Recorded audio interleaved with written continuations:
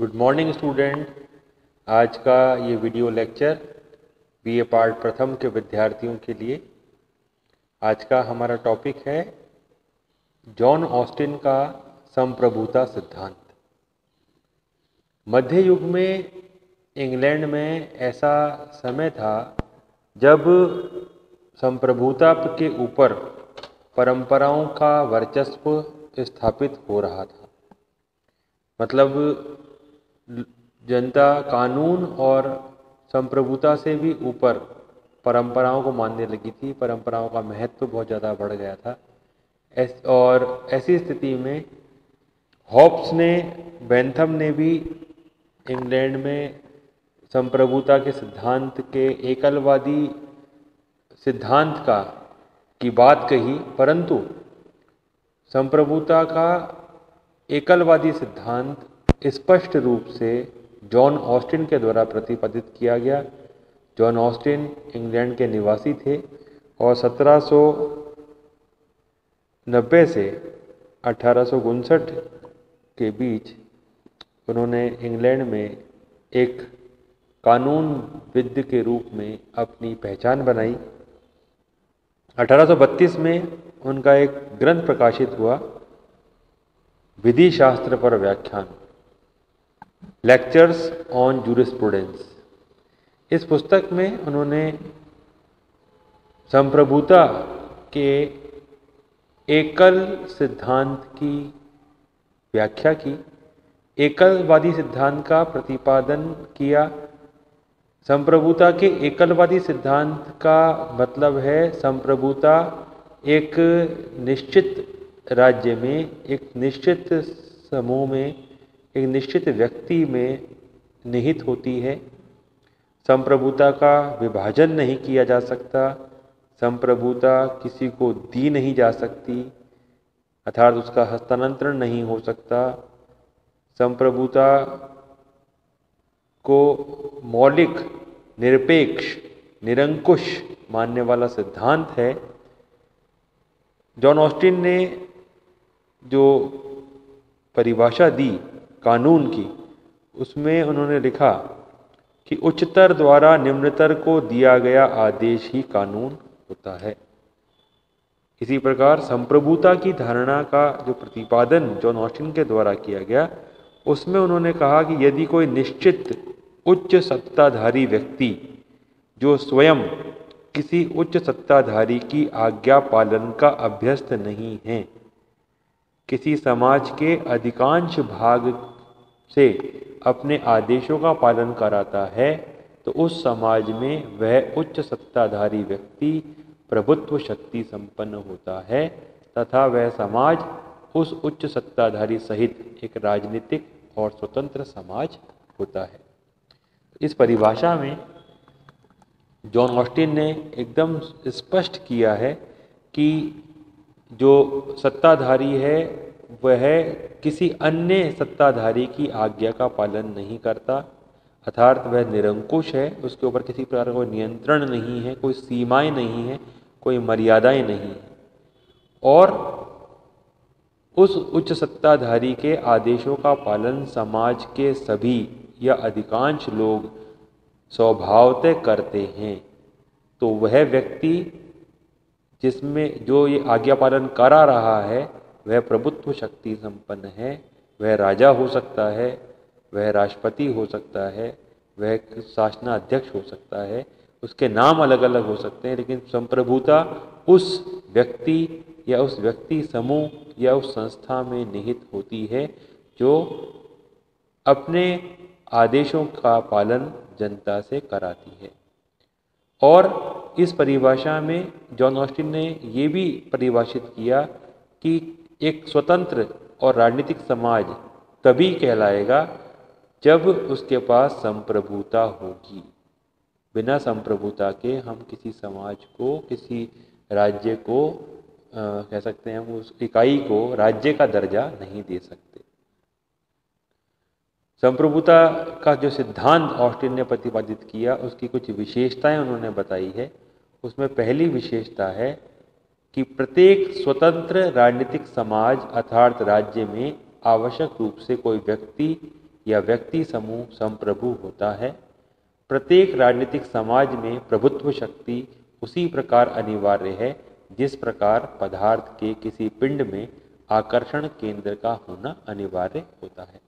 यानी एक स्वतंत्र समाज की पहचान तभी है जब वहाँ पर एक व्यक्ति समूह या कोई संस्था प्रभुसत्ताधारी हो। दूसरा, संप्रभु किसी मानव या मानव समूह के रूप में हो सकता है, किंतु यह आवश्यक रूप से निश्चित होना चाहिए। तीसरी विशेषता, इन निश्चयात्मक मानव श्रेष्ठ की शक्ति असीमित और अपरिमित होती है। कोई उच्चतर अधिकारी उससे अपनी आज्ञाओं का पालन नहीं करा सकता। जैसे जो राज्य में जो प्रभुत्व शक्ति संपन्न व्यक्ति समूह या संस्था है वह सर्वोच्च है, उससे ऊपर कोई और उच्च सत्ताधारी नहीं है।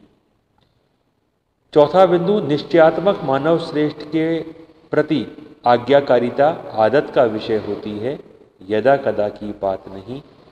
ऑस्टिन का विचार है कि निश्चित प्रभु के प्रति आज्ञाकारिता स्थिर निरंतर होनी चाहिए।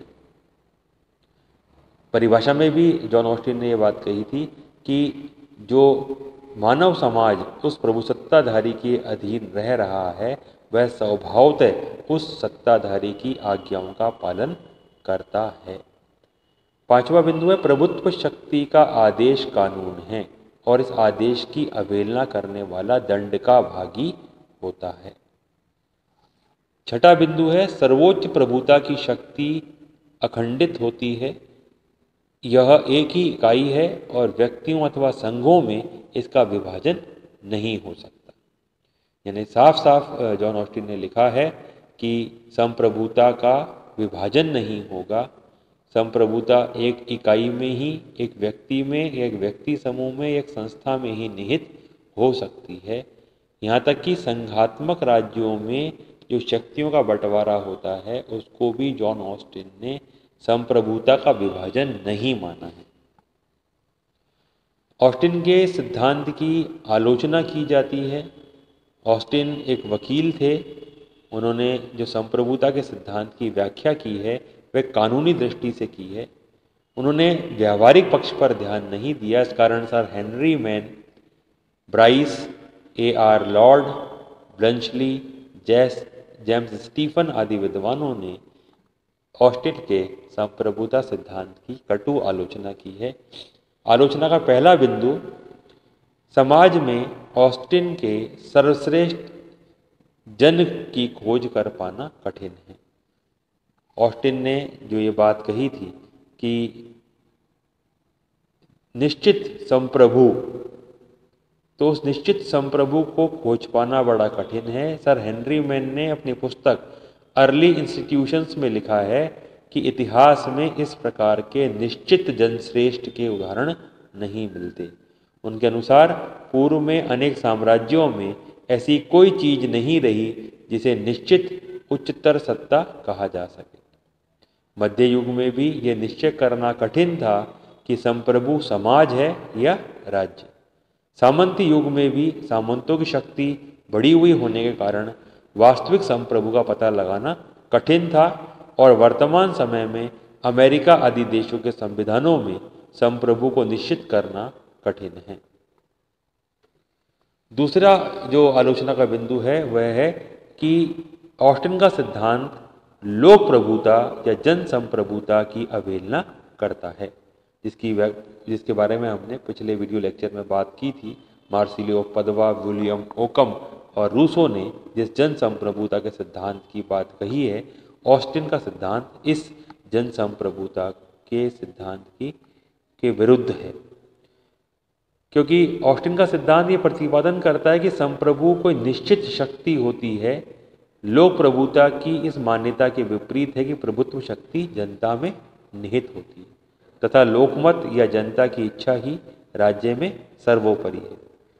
जो जन संप्रभुता का सिद्धांत है वो तो ये मानता है कि संप्रभुता जनता में निहित होती है, जब और जनता का कौन सा भाग ये निश्चित नहीं है। बस जनता और जनमत और जनता जनार्दन वही सर्वोपरि है, ऐसा जन संप्रभुता का सिद्धांत मानता है। परंतु जो ऑस्टिन का सिद्धांत है वो कहता है कि संप्रभु एक निश्चित व्यक्ति होना चाहिए। वस्तुतः ऑस्टिन की कल्पना के वैधानिक प्रभु को मानने का परिणाम ये होगा कि हमें लोक प्रभुता तथा राजनीतिक प्रभुता दोनों ही प्रकार की प्रभुताओं की सत्ता अस्वीकृत करनी होगी, जबकि प्रजातांत्रिक देशों में ऐसा संभव नहीं है। मैकाइवर ने अपनी पुस्तक द मॉडर्न स्टेट में लिखा कि ऑस्टिन की विचारधारा उपनिवेशों के राजनीतिक जीवन पर ही लागू होती है, क्योंकि उस विचारधारा की विषय वस्तु स्वामी और दास के संबंधों की व्याख्या मात्र है।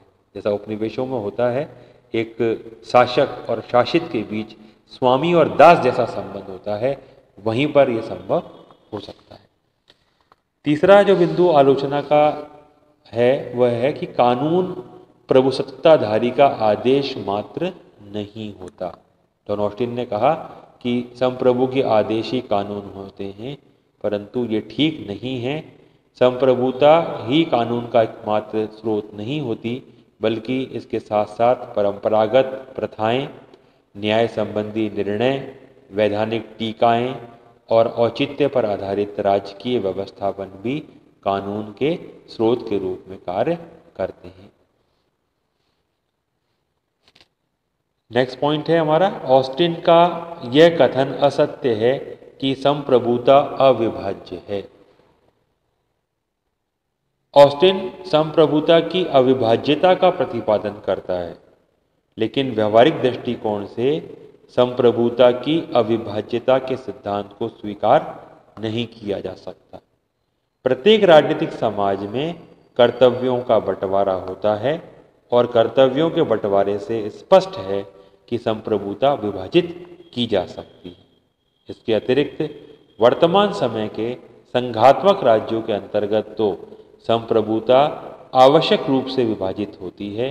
कुछ विद्वान संघात्मक राज्यों में भी संप्रभुता के अविभाजनत्व का प्रतिपादन करते हुए कहते हैं कि संघ राज्यों में संप्रभुता संविधान निर्मात्री सभा में निहित रहती है, लेकिन इस बात को स्वीकार नहीं किया जा सकता क्योंकि संविधान सभा शाश्वत नहीं होती है, जबकि आवश्यकता संप्रभुता का मूल लक्षण है।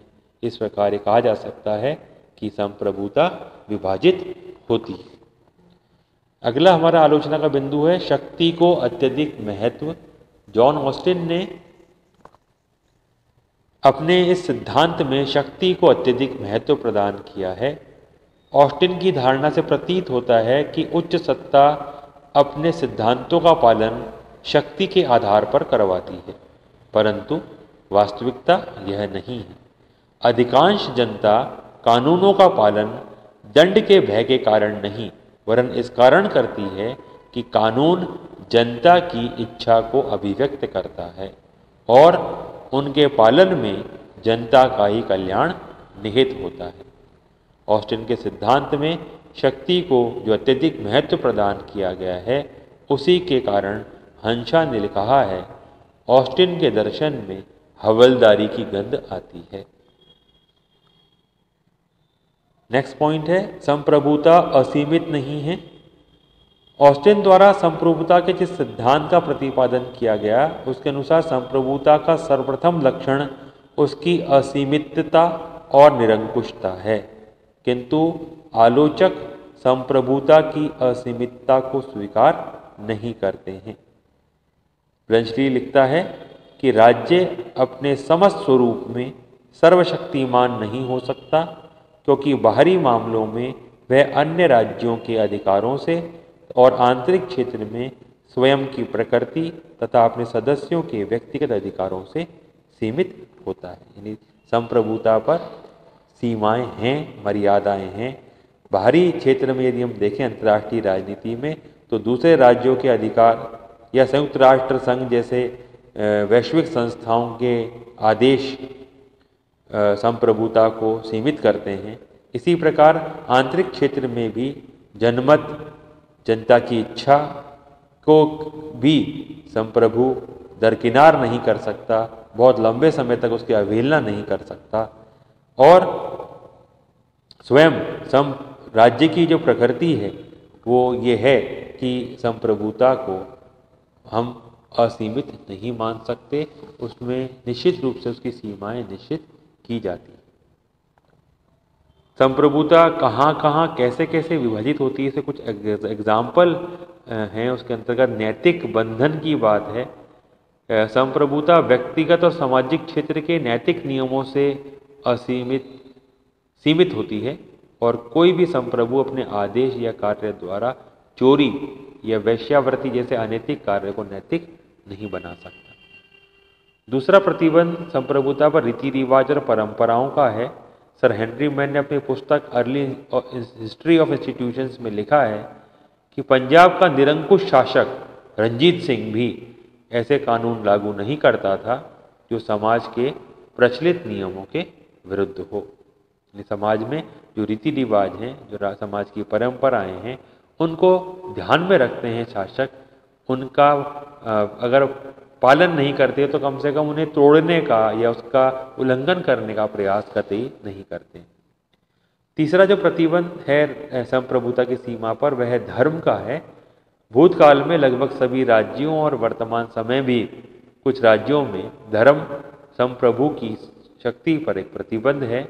बहुत समय तक यूरोप के अनेक राज्यों में राज्याभिषेक उस समय तक अवैध माने जाते थे जब तक कि प्रत्यक्ष या अप्रत्यक्ष रूप से रोम के पोप की स्वीकृति प्राप्त न कर ली गई। यानी जो रोम में वेटिकन सिटी में बैठने वाले जो पॉप हैं, ईसाई धर्म के सर्वोच्च पदाधिकारी, उनकी सहमति के बिना कोई राज्याभिषेक यूरोप में नहीं होता था।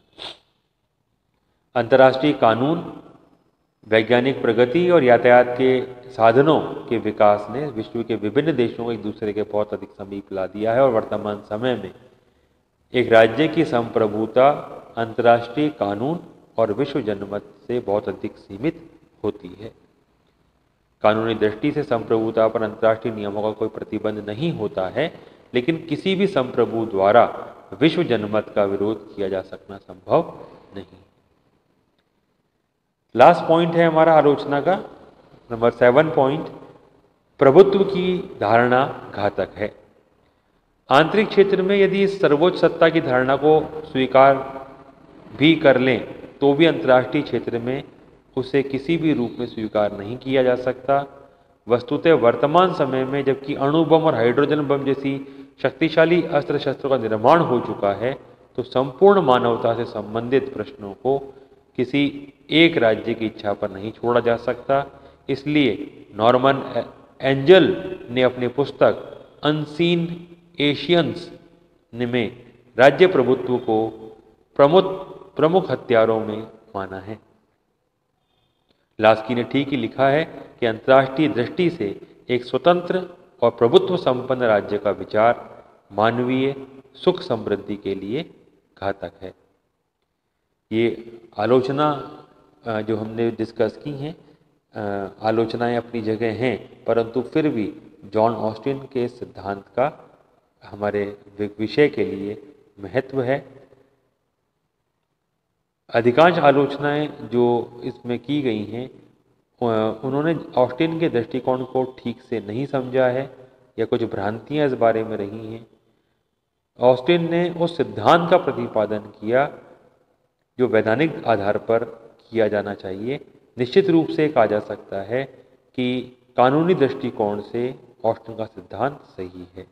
ये सिद्धांत नितांत स्पष्ट और तर्कसंगत है और इसके द्वारा किए गए सिद्धांत के इस विवेचन से प्रभुता के लौकिक और राजनीतिक रूपों की निश्चितता में ढल जाती है। जो संप्रभुता के अधिवास पर हम जो चर्चा करते हैं, उस अधिवास का अगर सही मायना स्पष्ट किया हो तो उसके लिए जॉन ऑस्टिन का हम आभारी हैं कि उन्होंने संप्रभुता को एक निश्चित दायरे में माना और उसे एक निश्चित सिद्धांत के रूप में परिभाषित किया है। धन्यवाद।